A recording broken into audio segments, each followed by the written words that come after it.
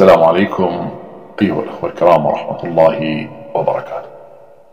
عظم الله لكم الأجر في ذكرى شهادة السيدة المظلومة فاطمة الزهراء صلوات الله وسلامه عليها.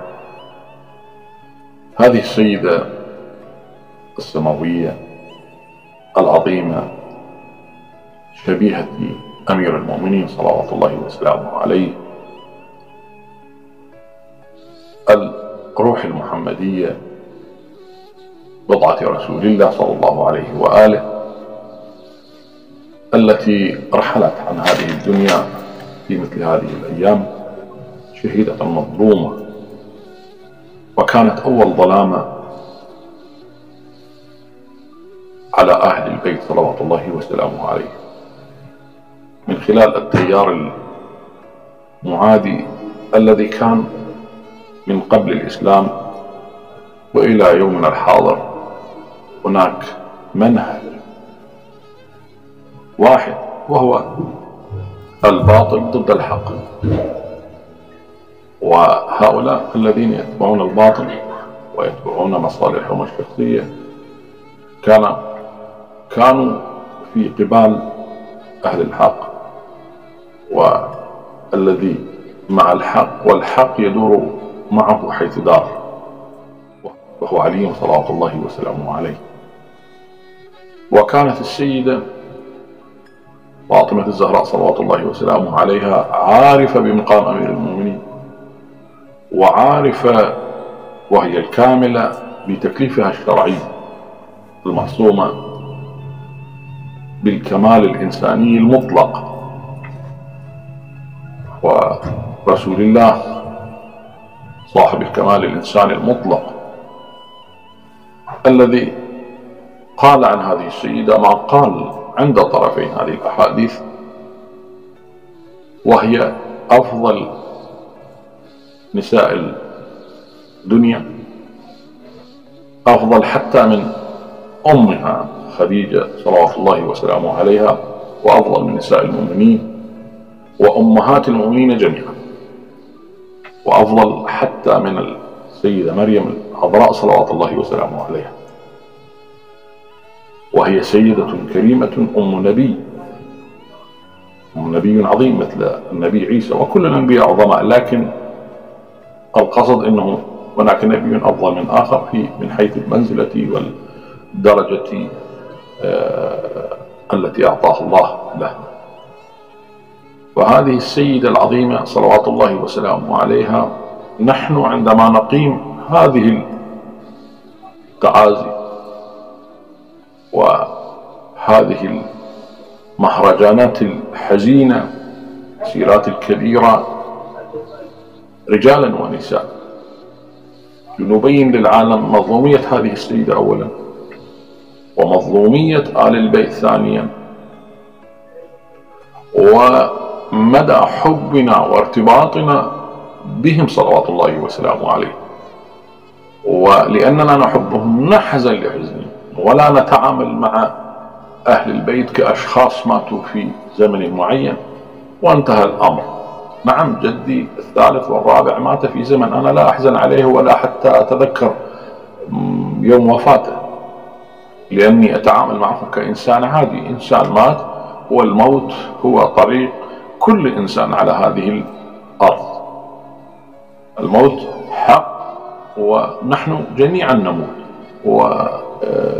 وننسى ولا نذكر إلا من الأقربين في وقت معين أو في وقت محدود.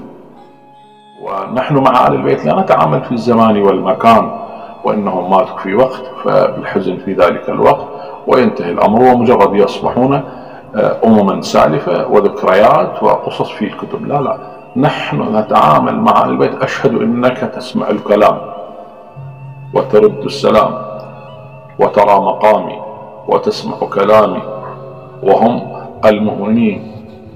المؤمنون الذين يعني تعرض عليهم كل أعمالنا وأقوالنا وأفعالنا. نحن نتعامل معهم كما نتعامل مع الملائكة، بل أكثر من الملائكة. الملائكة لهم قدرة، ملك الموت له قدرة، جبرائيل عليه السلام له قدرة أن يرى كل الناس ويحضر عند كل الناس، له ولاية تكوينية الله أعطاها له. نحن نعتقد أن رسول الله وآل بيته أفضل من الملائكة الجميع، بل أفضل الخلق وهم نور الله، وهذا ثابت عند الجميع. والذي لا يمكن للعقل البسيط، عقلي وعقل غيري، أن يدرك ما مدى منزلة محمد صلى الله عليه وآله وآل بيته، وحتى منزلة هذه السيدة العظيمة. والذي لا يستطيع أو لا يدرك أو لا يعرف منزلة الزهراء صلوات الله وسلامه عليه يتعامل معها كامرأة عادية، بل أقل من العادية، لأنه سيضع عليها من نفسه الجاهلة، من نفسه الضعيفة، من نفسه البسيطة، ويضعها في مكان ليست هي فيه ولا يمكن أن تكون فيه. بل هذا يعني ما نراه عند بعض الجهات من خلال تعليقاته، من خلال مقاطعه، من خلال كتاباته، من خلال يعني تعاملهم مع الأشياء. السيدة الزهراء صلوات الله وسلامه عليها هي قدوة لكل إنسان، رجل كان أم الله، قدوة بالفعل، قدوة بالقول، قدوة بما قدمت رغم هذا العمر البسيط الصغير، بل هو يسع الدنيا بأجمعها. هذه الدنيا لولا محمد وآل محمد لا معنى لها. هذه الدنيا لولا رسول الله لما كانت، في روايات كثيرة هذا الحديث. هذا ليس غلوا، بل نريد أن نبين حقيقة ما نتعامل معه في الواقع وفي الروح، من ناحية دينية والناحية عقائدية. نحن نعتقد بآل البيت هكذا، هذا ليس غلوا. نحن نعبد الله عز وجل وحده لا شريك له، ولا يزاود أحد على هذه العبادة والتوحيد والعقيدة الصحيحة. نعم، عقيدتنا الله واحد لا شريك له ولا شبيه، ومنزه من كل شيء، وليس لدينا أشياء مثل البعض يجسمون ويقولون يرى، وبعضهم قال يرى في يوم القيامة كالقمر. هذا تجسيم، وهذا يعني لم يقله حتى الزنادقة. بالنتيجة هناك من يريد أن يبتعد عن آل البيت، يتهم الآخرين أنهم مغالين أو أنهم قبوريين أو أنهم يعبدون آل البيت، لكن الحقيقة نحن لا نعبد آل البيت. الآن اذهب إلى الصلاة في الحرم العلوي أو في الحرم الحسيني أو العباسي، يصلون أمام مقد الإمام الحسين، وخلف ظهرهم الإمام الحسين، وخلف ظهرهم أمير المؤمنين صلوات الله وسلامه عليه، ويصلون إلى القبلة. أنت تقول عنهم يعبدون علي، إذن يصلون لعلي، يعني لا قبلة هنا، لا، هم خلفهم. أنا أصلي والإمام خلف ظهري صلوات الله وسلامه، وأنا متجه إلى القبلة أصلي. إذن هي دعاوى أصبحت لا تصلح حتى يعني يقولها أحد بينه وبين نفسه، هو جاهل. الطفل الصغير لا يقبلها. يقول لك الآن تلفزيون، الآن قنوات، نراهم ونسمعهم الشيعة يصلون وتقولون يعبدون الحسين وهم يصلون إلى الكعبة، يعني قبلة المسلمين. إذن لو كانوا يعبدون غير الله لا فعلوا أمرا آخر، وحتى يقرؤون الفاتحة والإخلاص والقرآن، هم لا يقرؤون القرآن. لكن قراء القرآن الآن أخذوا يعني جوائز كبيرة، في من أفضل قراء العالم هم إيرانيين، عراقيين، شيعة، أخذوا الجوائز الأولى. إذن الكلام لا معنى له، الكلام مجرد من دافع سياسي، من دافع قبلي،